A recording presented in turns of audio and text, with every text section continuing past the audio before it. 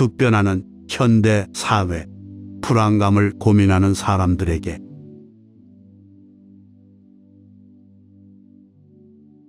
사회가 급변하면 기존에 살던 사람들은 약간 혼란을 느끼게 됩니다. 늘 일상적으로 겪었던 것이 바뀌게 되니까요. 그러나 사회가 혼란스러운 것은 없습니다. 그 사회를 인지하는 우리들의 인식에 혼란이 오는 것입니다. 그래서 기존의 틀을 갖고 자꾸 세상을 보려고 하지 말고 변화된 세상을 있는 그대로 받아들이는 그런 관점이면 조금 더 불안이나 혼란이 좀 적지 않을까 생각을 합니다. 어쨌든 이렇게 변화가 빠른 시대에는 늘 그 시대에 있는 사람은 혼란을 느낄 수밖에 없습니다. 달리 방법이 없습니다. 혼란을 적게 느끼려면 변화된 세상을 있는 그대로 수용해 나가는 자세가 필요하다고 생각합니다. 불안하다는 것은 미래가 걱정된다는 것입니다. 내가 늙으면 어떻게 될까? 죽으면 어떻게 되나? 앞으로 직장이 없어지지 않을까? 이런 미래가 걱정이 된다는 것인데, 미래를 걱정한다는 것은 아직 오지 않는 미래를 잡아당겨서 일어나지 않는 것을 지금 일어난 것처럼 뇌에서 착각을 하니까 심리가 불안해지는 겁니다. 그래서 지금은 괜찮다. 또 미래에 그때 닥치면 그때 가서 또 살펴서 해결해 나가자. 이런 관점을 가지면 조금 낫지 않을까 생각합니다. 우리나라 우울증 유병률이 OECD 국가 중 1위라고 합니다. 어떠한 처방이 있을 수 있을까요? 우리나라 국민 10명 중 3명 이상이 우울증을 겪는다라고 볼 수 있습니다. 우울증이 늘어나는 이유는 첫째는 어릴 때의 심리가 자아가 형성되고 마음이 여릴 때 심리적으로 압박이 되거나 그때 사랑 결핍이 일어나거나 학대를 받거나 이러면 심리 불안이 심해집니다. 특히 산모가 아기를 가진 상태에서 심리 불안이 일어나면 아이의 신경이 굉장히 민감해집니다. 지금 젊은이들의 이런 우울이나 심리 불안의 가장 큰 원인은 유아기 때 형성된 것이 첫 번째입니다. 그러한 어떤 심리 불안이 형성됐다 하더라도 사회가 편안하면 그것이 발병을 안 하는데 초등학교부터 경쟁이 치열하지 않습니까? 그러니까 이런 과정 속에서 일종의 그런 것이 발병한다고 할까? 증폭된다고 할까? 이런 문제가 있지 않을까 생각이 듭니다. 거기다가 또 사회 전체가 빠르게 변화하고 있고 또 자녀하고 부모 세대 사이에 이 사회가 너무 많이 변하니까 부모도 자녀를 이해를 잘하지 못하고 자녀도 부모를 잘 이해 못하고 한 집에 살면서 변화의 속도가 빠르니까 서로 이해가 안 되고 소통이 어려워지거든요. 한국의 젊은이하고 일본의 젊은이처럼 남의 나라는 세대 간에 오히려 공감대가 많고 한 집에 살아도 이 세대가 차이가 나면 공감이 떨어지는 이런 문제도 이런 심리 불안의 요인이 되고 또 그런 심리 불안이 제때 치유가 안 되면 이제 우울증으로 전환한다고 볼 수 있습니다. 그리고 우울증이 생기면 빨리 병원에 가서 치료를 받는다거나 즉 조기 발견, 조기 치료하면 감기같이 큰 문제가 아닌데 우리는 정신질환에 대해서 잘 모르니까 그냥 방치하거나 아니면 정신만 차리면 된다며 자꾸 방치해서 좀 만성화됐다 그럴까? 이런 것이 치료를 더 어렵게 만듭니다. 우리의 문화에서 정신질환이라고 하면 굉장히 좀 나쁜 이미지를 갖습니다. 몸에 감기가 들면 병원에 가서 약 먹는 것은 쉽게 생각하는데 초기 우울증 같은 것은 감기 정도로 생각하면 됩니다. 그런데 그걸 방치하게 되면 감기가 폐렴이 된다든지 하면 큰 병이 되지 않습니까? 그런 측면에서 어떤 사회의 전체 분위기가 우울증을 좀 많이 유발할 수 있는 조건이 된다는 것은 문화적으로 그것을 방치한다는 것입니다. 빨리 대응을 안 합니다. 육체 건강에 대해서는 시설이 상당히 잘 되어 있고 아이들 같으면 학교의 역량을 위해서는 영양사를 다 배치하지 않습니까? 저는 영양사보다는 아이들이 그런 심리적 불안을 조기에 발견하고 치료하는 심리상담사가 학교마다 지역에도 동마다 배치돼서 조기 발견, 조기 치료하는 이런 대응이 아직 안 되어 있기 때문에 다른 나라보다 더 심하지 않나 생각합니다.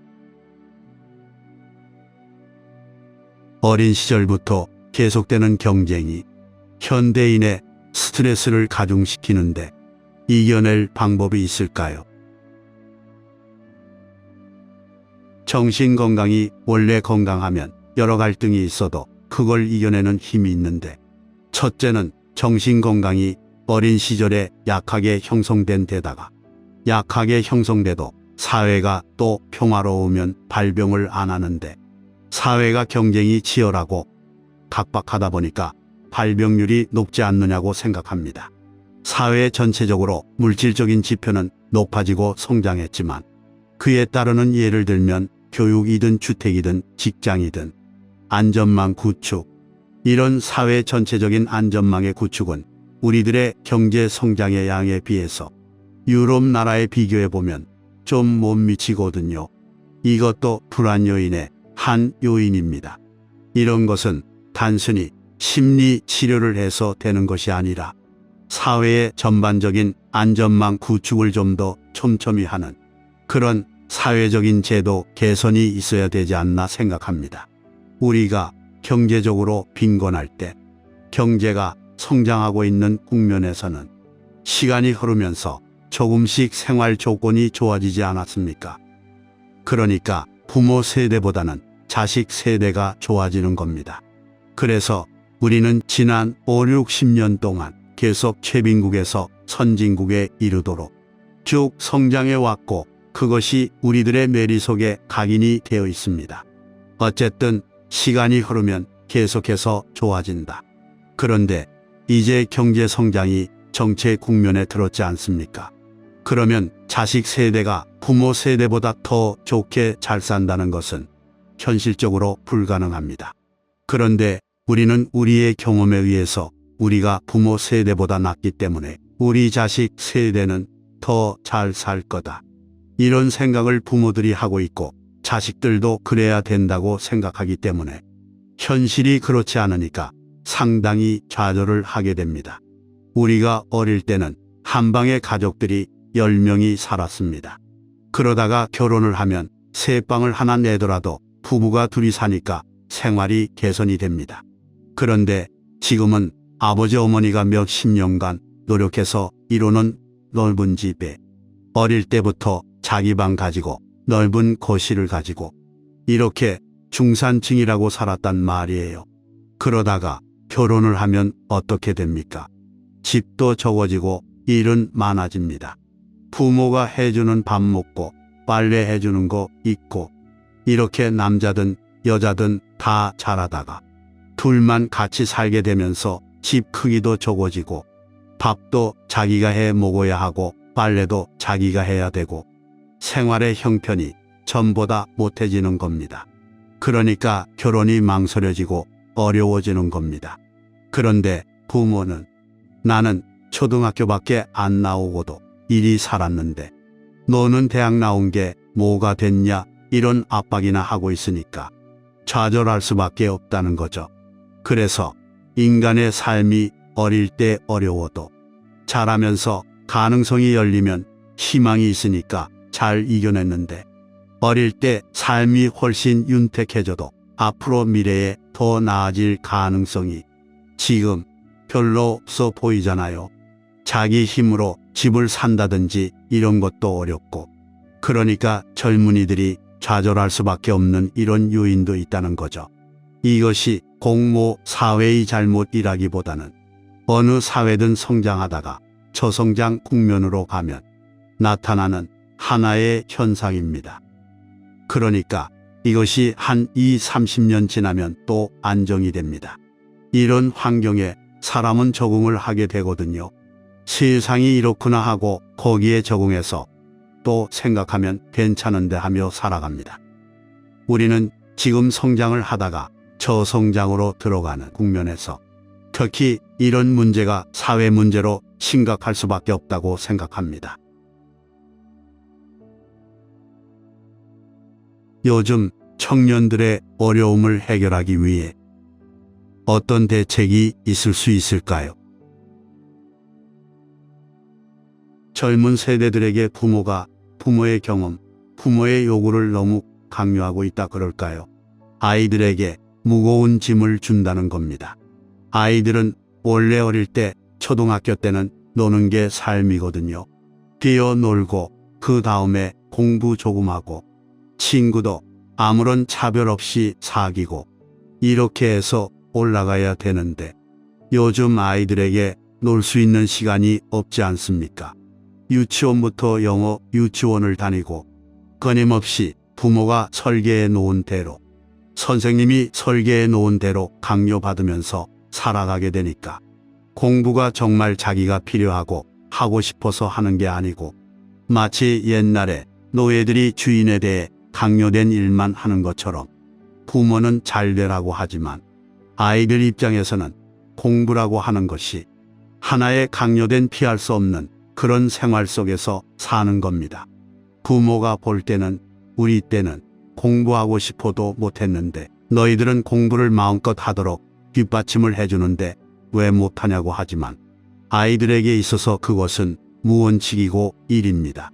그렇게 어린 시절부터 살아가기 때문에 정작 자기 인생을 살아야 할 대학에 들어가면 이미 인생이 삶이 지쳐있고 만사가 귀찮고 살아서 뭐하나 하는 생각이 들게 됩니다. 이런 것들은 젊은이만 문제 삼을 게 아니라 부모 세대가 반성하고 시대가 바뀌었다는 것, 삶의 환경이 바뀌었다는 것을 인지하고 내 자식을 자신의 소유 물건으로 보지 말고 한 사람으로 자유롭게 성장할 수 있도록 해줘야 합니다. 옛날에는 우리는 어려우니까 돈을 벌어야 한다는 것이 강박관념인데 지금 시대는 너무 그렇게 안 해도 이렇게 조금 더 자유로운 상태에서 어떤 창의성을 개발할 수 있도록 조금 열어주는 이런 교육 시스템, 또 그런 사회 환경이 필요한데 저는 기성세대가 이런 미래를 보는 눈이 부족해서 젊은이들이 좀 심리적 압박을 받고 살지 않나 생각합니다. 우리 세대는 그렇게 억지로라도 하고 졸업을 하면 일자리가 있었습니다. 성장 국면에 있었기 때문에 그러니까 놀고 싶지만 부모의 강요에 의해서 공부를 해도 결과적으로 좋아졌다는 겁니다. 그런데 지금은 그런 것을 더욱 조기에 일찍이 유치원부터 시작해서 10몇 년을 이렇게 공부만 해왔는데 막상 대학을 졸업하면 자기가 전공한 것이 쓸모가 별로 없어지게 됩니다.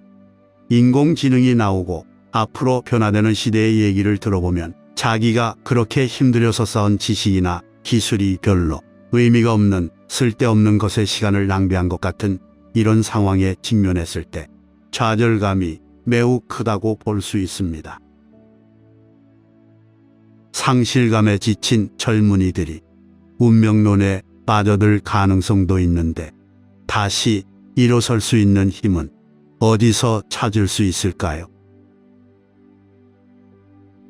운명론이라는 것은 우리가 예를 들면 자기의 성격이나 성질이나 이런 것은 쉽게 잘 바뀌지 않습니다. 성격, 성질이라는 이름이 벌써 붙었을 때는 그것이 습관적으로 되풀이될 때를 이름하여 저 사람 성격이 저렇다, 저 사람 성질이 저렇다 이렇게 말합니다. 그렇다는 것은 바뀌는 것은 없다는 겁니다. 그럼 옛사람들은 이처럼 바뀌기가 어려운 경우에 이거는 운명 지워져 있다 이렇게 생각했다는 겁니다. 인도 같으면 과거 전생의 전업에 의해서, 중국 같으면 태어나는 생년월일시에 의해서, 또 중동이나 그쪽 신을 믿는 나라에서는 신의 뜻에 의해서 운명 지어졌다 이렇게 생각을 했습니다. 사실 습관화됐다는 것은 이렇게 고정화되었다는 것입니다. 그러니까 습관이라는 것은 형성된 것이기 때문에 변화가 가능합니다.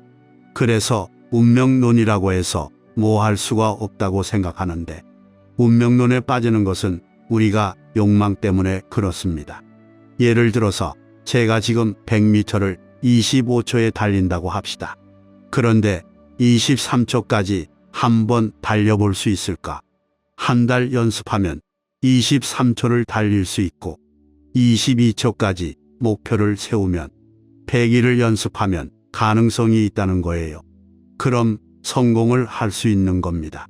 그런데 내가 욕심을 먹고 올림픽 출전한 선수를 보고 나도 10초에 달리겠다.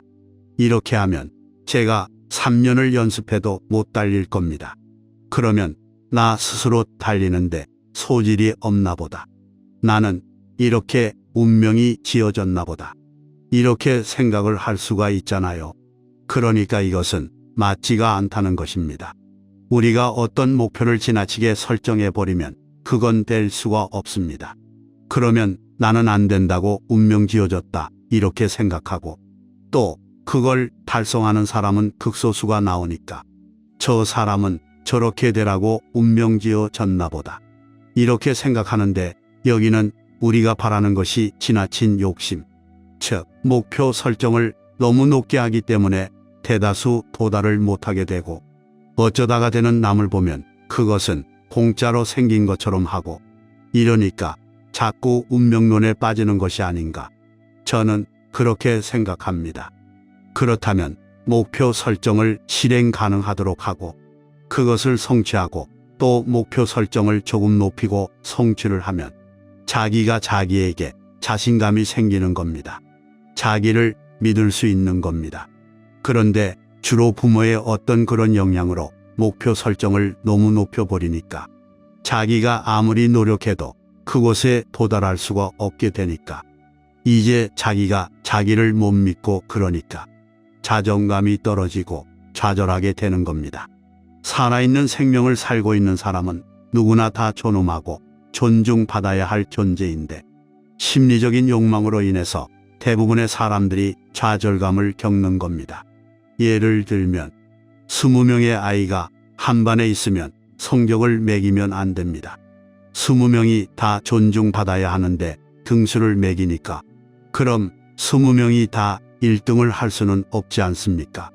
1등은 한 명밖에 못하는데 그 등수에 따라서 부모는 다 1등 하기를 원하고 본인도 1등 하길 원하고 그러면 19명은 좌절감에 젖을 수밖에 없는 이런 학교 이런 시스템이 사람들에게 끊임없이 자존감을 잃게 만들고 좋게 말하면 서로 경쟁해서 자기 노력을 다한다는 그런 장점도 있지만 현재는 장점보다는 부정적인 측면이 훨씬 더 많이 드러나는 시대가 아닌가 생각합니다.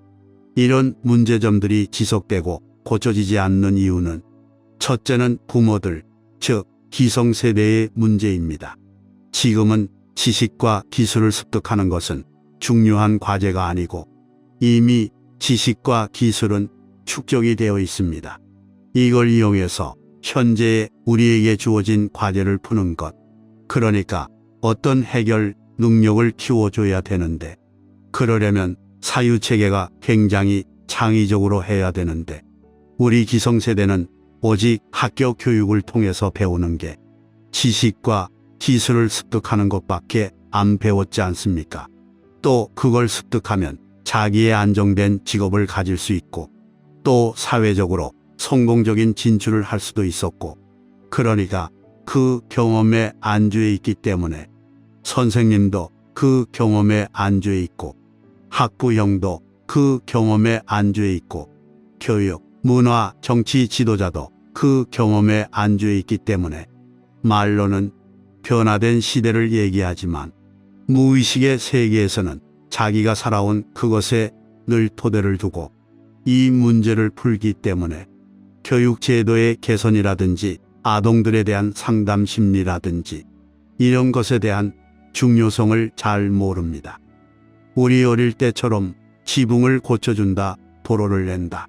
이런 문제가 해결된다는 그런 사유로 학교에 시설 개선을 하는 걸로 에어컨을 넣어준다든지 뭐 밥을 잘 먹게 해준다든지 생각을 이렇게밖에 못하는 겁니다. 그렇기 때문에 이것은 엄청난 혼란과 좌절을 겪은 후에나 개선이 되든지 안 그러면 기성세대가 변화된 시대를 좀 수용해서 바꾸든지 해야 하는데 저는 부정적으로 봅니다. 왜 그러냐 하면 그것을 할 사람이 없다는 겁니다. 아이들은 그걸 할 능력이 안 되고 기성세대는 할 생각이 없고 그러니까 안타깝지만 이러한 혼란을 겪으면서 어떤 극한 지점에 가면 반성을 하고 새로운 시대로 또 나아갈 겁니다. 카톨릭의 프란치스코 교황은 21세기에도 악마는 존재한다. 그러므로 우리는 순진해서는 안 된다. 악마와 맞서 싸우는 법을 배워야 한다고 말했는데 정말 그런 악마가 존재한다고 보는가? 이것은 문화적 요소입니다. 문화적 요소를 객관적으로 과학적으로 이것을 비판하거나 판단하는 것은 저는 옳지 않다고 생각합니다. 사람은 누구나 다 어떤 것을 먹고 싶을 때 먹고 싶은 마음이 있는 반면에 또 다른 한쪽은 먹으면 안 된다 하고 건강에 나쁜, 예를 들면 술이든 담배든 마약이든 이런 경우가 있잖아요. 그럴 때 먹으면 안 된다고 하는 이성적 판단을 옛날 사람들은 이것은 선신이다라고 얘기하고 먹고 싶은 욕망은 악마다, 악신이다, 이렇게 표현을 했습니다. 그러니까 이렇게 인간에게는 두 가지 심성인 악성과 선성이 있어서 싸운다든지 갈등한다든지 이렇게 표현하는 것은 옛날에는 그렇게밖에 이해할 수가 없었다고 생각합니다. 그러나 우리가 조금 더 과학적으로 이 문제를 살펴본다면 유혹이라는 것은 자기가 지금까지 살아온 것에 기반한 습관화된 것에 따르는 어떤 욕망이라고 말할 수가 있고 그 다음에 이제 그것을 우리가 이겨내야 한다는 것은 이성적 판단을 통해서 그것은 하고 싶지만 하면 손해다, 나한테 불이익이 된다, 이런 하나의 판단이라고 볼 수 있습니다. 이럴 때 옛날 사람들은 그것을 나를 유혹하는 악마라고 표현했습니다. 부처님의 경전에도 그렇게 표현한 것은 부처님이 수행하면서 어떤 유혹을 느꼈다, 부처님의 성스러움에 어긋난다고 생각해서 그런 것을 악마의 유혹이라고 표현을 하고 의지를 가지고 바른 길로 가려는 것은 부처님의 본 마음이고 이런 다른 한쪽에서의 일어나는 다른 마음은 악마의 유혹이라고 표현하지 않았느냐 하고 생각합니다. 모든 것이 자기 내면에서 일어나는 일이다라고 생각합니다. 찰나적인 체험의 순간, 어려운 상황을 극복할 수 있는 방법이란 종교적인 문제는 말을 잘못하면 종교적인 믿음을 갖고 있는 사람들이 들을 때는 굉장히 기분이 안 좋을 수가 있습니다. 그래서 우리가 진실을 말할 때 두려워서가 아니라 사람들의 그런 마음을 우리가 좀 배려하면서 말을 해야 되기 때문에 조금 유의할 필요가 있다, 저는 이렇게 생각합니다. 우리가 자연과학, 다시 말해서 지구가 움직이거나 태양이 움직이거나 별들이 움직이거나 이런 물리학적인 법칙을 우리가 모를 때나 그것을 굉장히 신비스럽게 생각하고 이런 것을 움직이게 하는 신이 있다고 생각했습니다. 그러나 우리가 그 원리를 알게 되니까 그것은 신의 힘이 필요한 게 아니라 어떤 물리학적인 원리에 의해서 움직이는 거다, 이렇게 말을 합니다. 그 다음에 음식을 예를 들면 당분이 발효해서 술이 된다고 했을 때 이런 것을 모를 때는 이것은 악신이 했다든지 선신이 했다든지 이렇게 표현했지만 화학적으로 알게 되면 그냥 산화된 것밖에 아니지 않습니까? 그런 것처럼 이제는 인간의 마음 작용, 마음이 어떻게 작용하는지, 정신이 어떻게 작용을 하는 것도 하나의 원리가 있거든요. 그런 원리를 좀 연구하고 이해하게 되면 이제 우리는 그런 신비주의에서 벗어날 수가 있다. 신비주의라는 것은 핵심적으로는 무지에서 생기는, 모르기 때문에 어떤 현상이라는 원리를 모르면 신비하게 느끼거나 두려움이 일어나거든요. 그런데 그 원리를 알면 하나도 신비하지도 않고 두렵지도 않죠. 우리가 비행기가 떠서 사람을 태우고 먼 나라까지 가도 신비하거나 두려워하지 않지 않습니까? 원리를 아니까. 그런데 사람이 혼자 무리를 걸었다. 굉장히 신비하지 않습니까? 원리를 모르니까. 사람이 이렇게 공중에 떴다고 하면 엄청나게 신비하지 않습니까? 그는 원리를 우리가 모르니까. 그래서 이 신비주의나 두려움이라는 것은 무지로부터 생기는 겁니다. 정신작용을 보면 그래서 우리가 왜 이렇게 작용하는지, 마음이 왜 이렇게 일어나는지, 또는 물질현상이 왜 이렇게 되는지를 알게 되면 신비감도 없어지고 두려움도 없어집니다. 우리는 원리에서 어떻게 개선을 하기만 하면 됩니다. 예전엔 비가 오는 것도 기우제를 지내고 영이 이렇게 바람을 일으키고 비를 온다고 했지만 오늘날 우리는 어떤 대기의 순환의 원리를 알고 예보도 하고 대응을 합니다. 둑을 마련하고 저수지를 쌓고 이렇게 대응을 하듯이 우리들의 마음작용도 어떻게 움직이고 왜 괴로운지 왜 슬픈지 이런 것을 다 알게 되면 거기에 따르는 어떤 자가치료, 수행이라는 것은 자가치료입니다. 자기가 자기를 치료하는 것이고 이것이 도를 조금 넘어버리면 자가치료가 잘 안 됩니다. 그러면 그때는 전문가인 정신과 전문 의사의 도움을 받아서 치료를 해야 됩니다. 그런 관점에서 생각하시면 됩니다. 그래서 종교나 수행을 지나치게 신비주의적으로 바라보는 것은 옳지 않습니다. 그렇다고 이 정신작용을 모르고 모든 것을 물질 문제로, 생명 문제로, 과학적으로 해결하려는 것은 지금 아직은 정신작용은 과학의 대상은 아니거든요. 일부 이제 초입 단계에 있습니다. 그래서 정신작용에 대한 조금 더 깊은 이해가 필요합니다. 수행이라는 것은 정신작용에 대한 어떤 원리에 따라서 공부를 해나가는 것이고 연습을 해나가는 것입니다. 그래서 두려움이나 괴로움으로부터 자유로워지는 상태로 나아가는 게 수행이라고 보통 표현을 하죠. 나의 괴로움이 밖으로부터 오는 것이 아니라 나의 내면의 무지로부터 일어난다는 것을 자각하게 되면 이 세상의 변화를 흥분해서 대응하는 것이 아니라 조금 더 이렇게 현상을 받아들이면서 관찰하고 그런 과정에서 어떤 해결책을 찾아가는 이런 관점으로 볼 수 있겠습니다.